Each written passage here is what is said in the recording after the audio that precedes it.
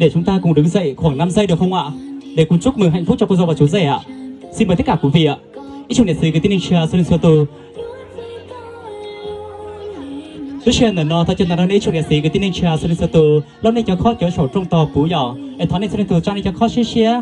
Thì sáu ít bìa nhỏ. Bây giờ cái chơi trong xía đâu bây giờ con nhá tin đầu bấu luôn rồi nhỏ. Thay chân này xuân xuân tu. Bây giờ hù lên nó nhỏ. Misu xin phép được bắt gì đi sau ạ. Mình sẽ hô 2-3 rô, 2-3 rô, 2-3 chúc mừng hạnh phúc. Lời chúc mừng của quý vị càng lớn bấy nhiêu thì hạnh phúc của cô dâu và chú rể sẽ cần lấy bấy nhiêu đấy ạ. Ta cho biết từng con nhá hay là có suy khởi tề hả? Ta cho biết áo tò giờ chùa buôn chùa trong khó trong xe. Quý vị nghe rõ chưa ạ? Quý vị đã sẵn sàng chưa ạ? Mình chú xin phép được bắt gì ạ? Quý vị ơi!